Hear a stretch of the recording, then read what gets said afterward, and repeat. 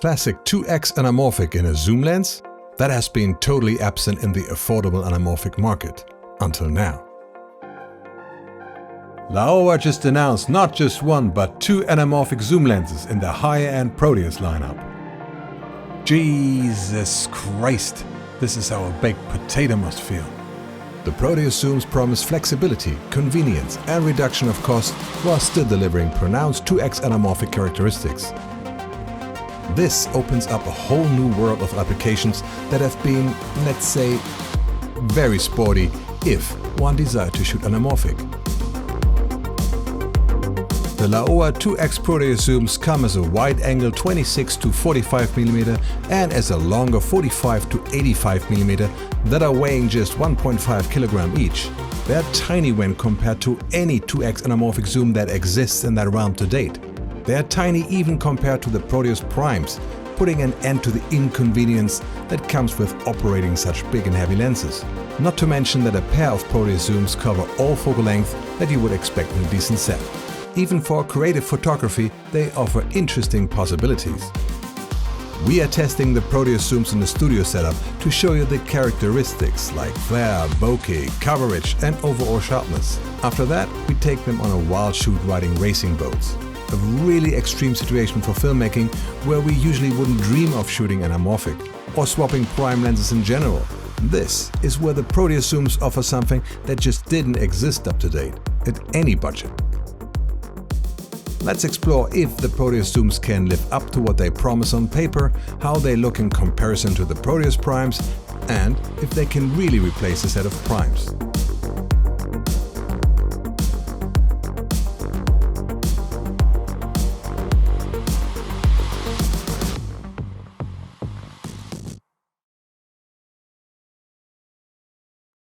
In the last couple of years, there has been a lot of movement in the anamorphic lens market. A variety of relatively affordable anamorphic lenses have bridged the gap between the DIY solutions using projector lenses and the high-end cine market. What has been missing are zoom lenses with a 2x stretch for a pronounced anamorphic look. Well, until now. If you are a regular watcher of this channel, you have probably seen our Scope mini-series about the fundamentals of anamorphic filming, DIY and pro solutions, as well as our review episodes about the really great DZO Film Pavo lenses that we also use to recreate the Parasite from David Fincher's The Killer.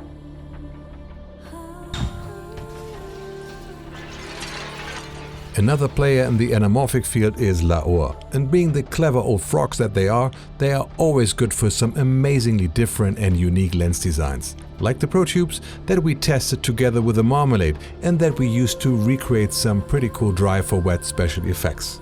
The link to that episode is in the corner. Laowa offers different stretch factor anamorphic lenses for different price points. The entry level being the nanomorph lenses that have a 1.5x stretch in a very light and small build. The Proteus are the high-end anamorphic offering with the classic 2x stretch, and boy, they are massive lenses.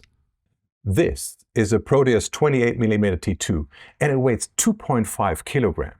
It's a bit larger than the already large Atlas Orion 40mm that we also own. You can imagine that they are not much fun to shoot with handheld. While the Proteus Primes are quite affordable when compared to competitors like the Atlas Orions, at $5,000 the cost for building a workable stand is substantial.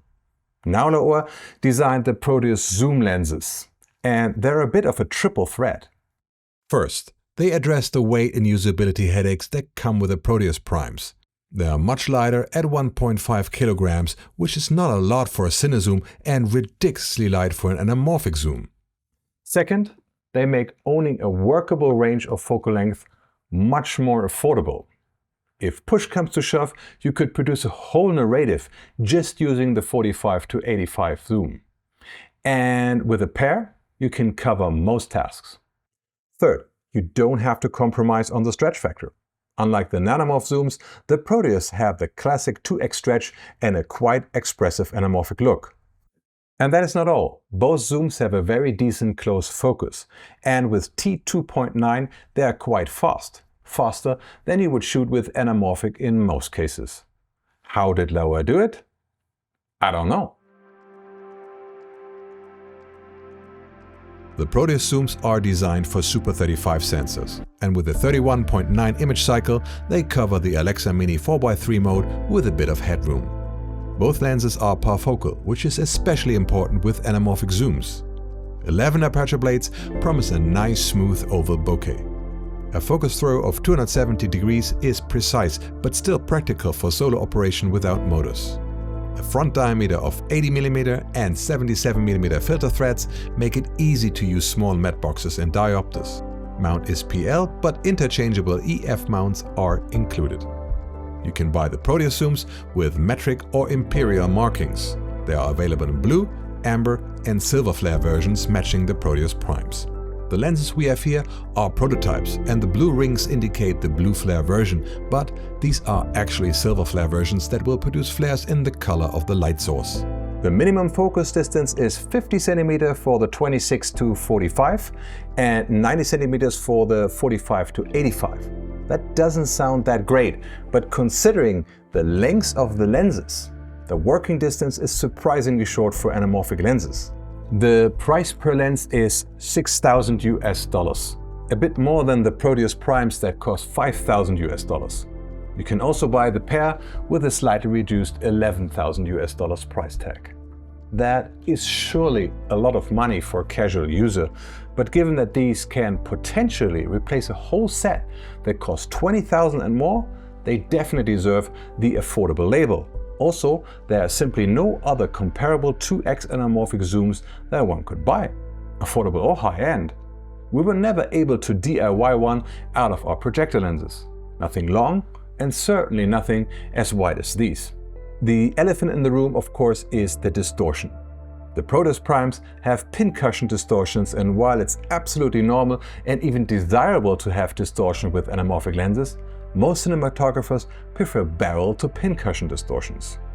Many classic movies have been shot on Panavision anamorphic, and they tend to show barrel distortions, especially in the wide angles. This kind of explains the preference in Hollywood.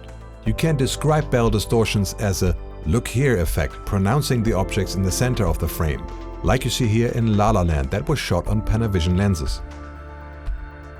Pincushion distortion does kind of the opposite, like you see here in Westworld that used Cook anamorphic for some scenes. It is fair to say that the distortion subject is a matter of taste, and of course distortions can be changed or fixed in post. The fabulous TV show The Boys embraces the extreme pincushion distortions of wide Cook anamorphic as a stylistic element in a very convincing manner. It often gives you the vibe as if the whole world would collapse on you, which suits the story very well. Zooms tend to have more pincushion distortion than primes, and we were a bit worried about that when Laowa first told us about the Proteus Zooms. They do exhibit the same pincushion distortions as the Proteus primes, but I'm happy to say that it's mild and only apparent in certain zoom factors, much less than what you just saw with the Cook examples. We will explore that in the test. Full disclaimer, we have had these prototypes of the Proteus Zooms for a couple of months to test for you, free of charge. For the sake of transparency, this video is therefore marked as a paid promotion. As always, we are not obligated to glorify these lenses or Laowa. We will let you make up your mind based on what we were able to shoot with them. If you're interested in our honest opinion, you will find it in the verdict at the end of this video. Specs are only skin deep, so let's get into it and see what the Proteus Zooms have to offer. For the studio test, we put the Proteus Zooms on an Alexa XTM, and for cinematic camera moves, we put that on a dolly with a jib. I slipped into my partial pressure suit to give you a bit of a space-age Neon Demon theme. Nothing more boring and further away from what you want to try with these than filming color charged and a sitting model. What we will go through for a little bit of fun, never mind the gear. Our test setup is really stressing flares with blue and red gel HMIs to the sides and a 12K tungsten mole in the center. We will film in open gate 3.2 so we can show you exactly how much coverage you can get out of what focal length. This is helpful if you are lusting for a wider aspect ratio than the standard 2.39 to 1. Anamorphic are generally harder to focus. Thankfully, the Proteus Zooms are parfocal, which means that they hold focus while zooming. It also means that they will play well with the DJI Focus Pro that makes it simple to lock and pull focus on a talent, right up to close focus. If you are interested in the DJI Focus Pro, we have an extensive episode explaining the possibility and limits of the system. Link is in the corner. Before we're going to talk about the traits and the characteristics in detail, let's get a bit of the vibe that the Proteus Zoom can create.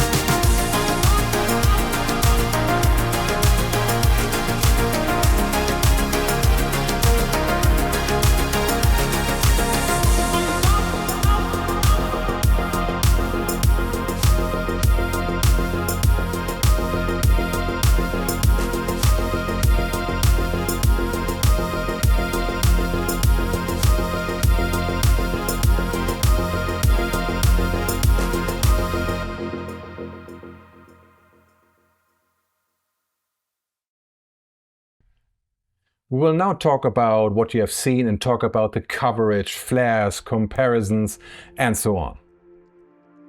The overall sharpness is impressive on both Proteus Zooms without making the image spherical sharp. With anamorphic, you often feel limited to what f-stop you want to shoot because anamorphic can look quite soft wide open. Not so the Proteus Zooms. I felt confident to shoot the scenes at a maximum aperture of t2.9. We didn't use any ND in the studio shots and compensated the shorter exposures in the slow motion by simply opening up. The DJI Focus Pro did pull the focus reliably enough for the shallow depth of field that comes with anamorphic at t2.9. Like we mentioned, both zooms cover more than the intended Super 35 4x3 depending on the zoom factor. This allows for reframing in post and ultra-wide aspect ratios using the full height of the Super 35 4 perforations. With open gate on an Alexa LF3 sensor at 85mm, there is no visible vignetting on the 45 to 85.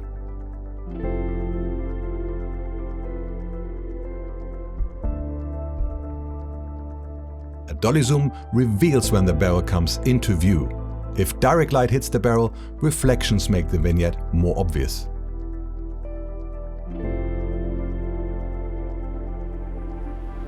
Same happens with the 26-45. At 45, the lens covers open gate and we have to really go wide before the vignette comes in. I have to say, I really fell in love with these ultra-wide aspect ratio. The dolly zooms also demonstrate a solid parfocal performance on both zooms. Of course, distortions are more pronounced outside of the intended format, so let's get back to 2.39 to 1.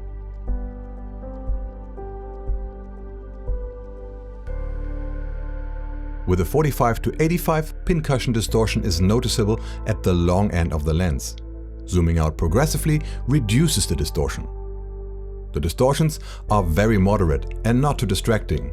Most of the time you will not notice them. And of course, if you have the one shot you can't have it, you can easily correct it in post.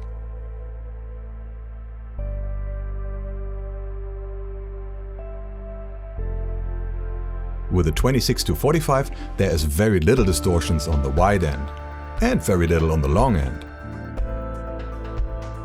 If one is a lover of barrel distortions, you can easily introduce those too. Breathing is almost absent on both zooms, only being mildly noticeable in the close focus range.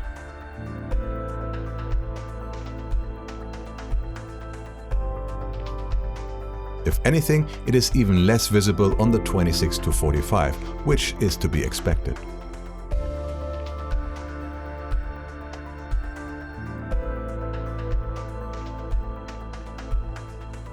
Flairs of the silver version takes on the color of the source in a desaturated pale palette.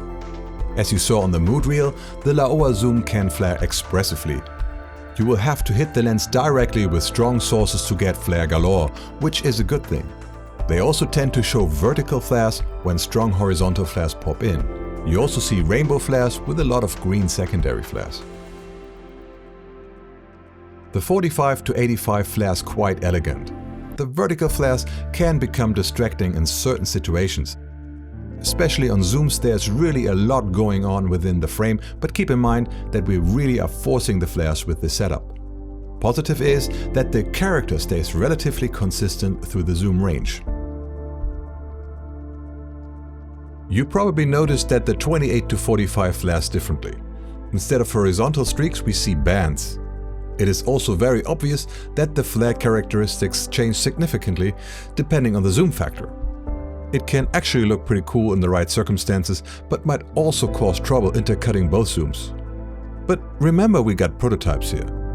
Laowa is working on the codings to solve the problem with the final release version. I can't wait to see the results. As specs don't really give a good idea what framing you can expect, here is what close focus can achieve with a 26-45 at 50 cm. And this is what you can do with a 45-85 at 90 cm. To be able to judge the bokeh better, we did some additional shots. Of course, with T2.9 the Proteus Zooms don't deserve the title of a bokeh monster, but the bokeh you get is nice and round because of the 11 rounded iris blades. 2x stretch gives you nice oval shapes for an expressive anamorphic look.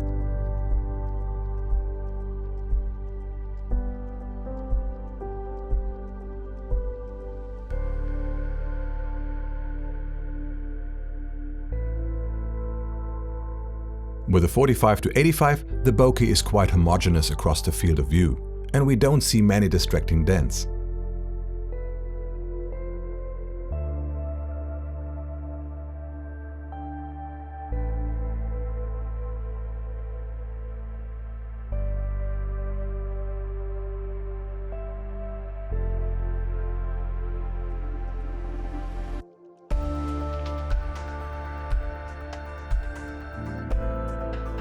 With the 26-45, the bokeh tends to be slightly more distorted towards the sides, and the bokeh can get diamond-shaped depending on the zoom factor and focus position.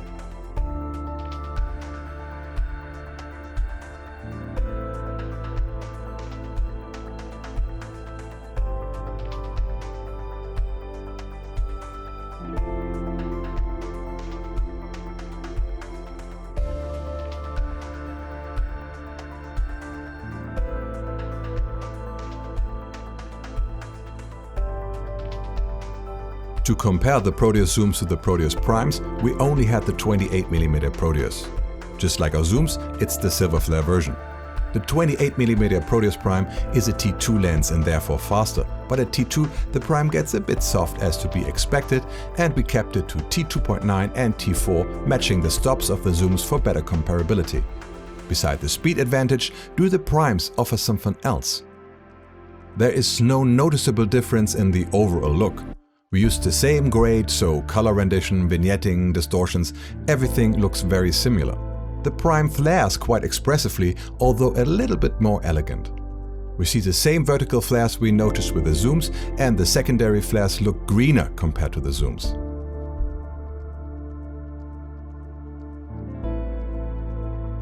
Side by side with the 26-45, we immediately see the difference between the Prime and the wide Zoom because of the flares. But this is only obvious with direct light hitting in very certain angles.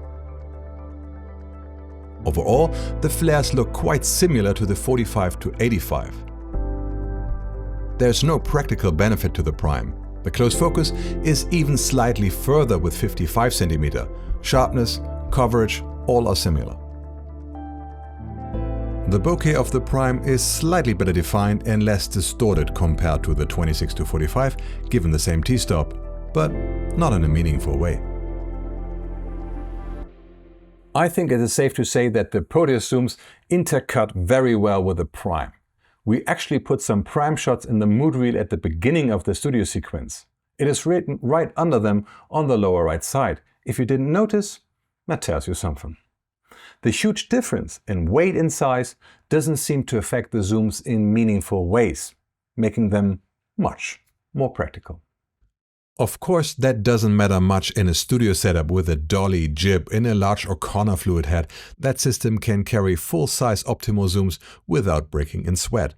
Which brings us to a second shooting scenario, which is very different to say the least.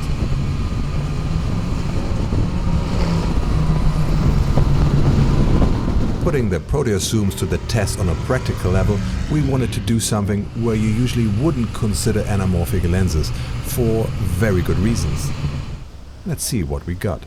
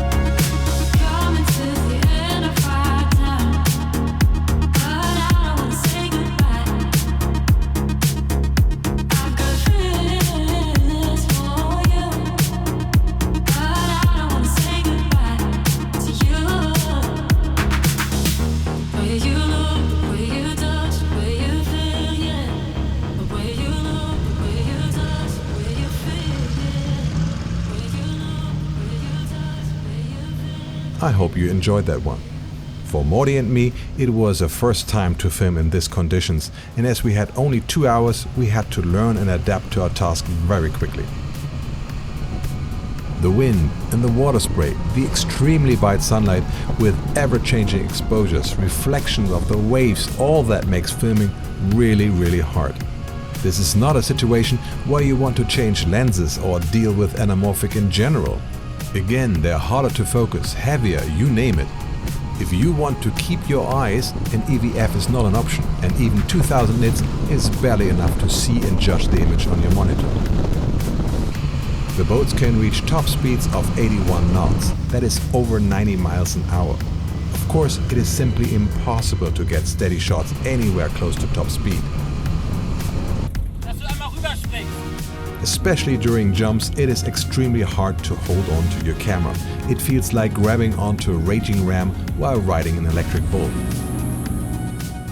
Many of the shots were filmed from a larger vessel that offered more stability and some elevation for interesting perspectives. The racing boats would also use the wake of the larger vessel as rams to perform the jumps.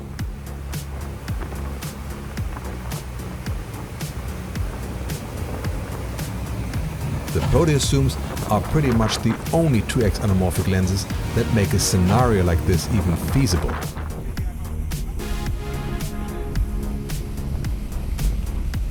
Admittedly, it is not a situation where anamorphic shows a lot of character. Still, the anamorphic lenses help to introduce the softer cinematic feel that we were after. The higher f-stops and the strong contrast at noon at sea, footage can easily look like TV or even phone footage. Our goal was something more Miami Vice than ESPN. I was filming with the 45 to 85mm on my Marvo LF Mark II. Morty stepped in as our second cameraman, filming with the 26 to 45mm and his red Komodo. We both kept the f-stop around f8 for the most part and used Vari ND for decent exposure.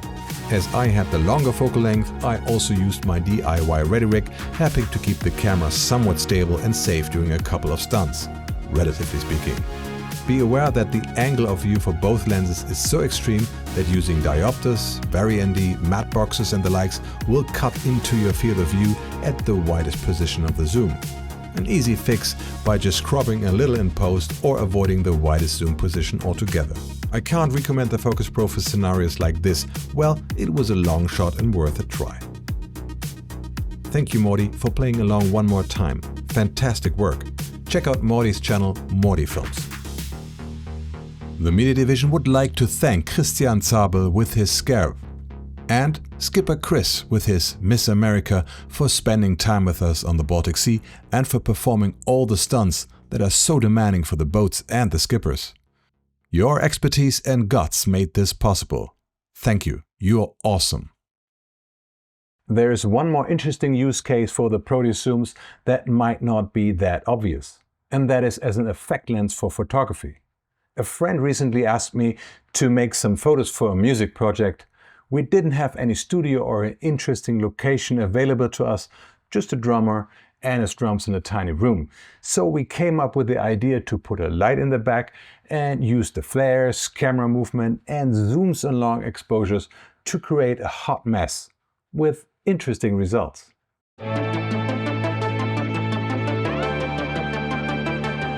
We played around with handheld shots as well as shots made from a tripod, all with filming at 1 frame per second and mostly at 180-degree shutter. The whole concept is to just shoot on and on to let coincidence create some magic. Afterwards, you simply choose the most interesting frames.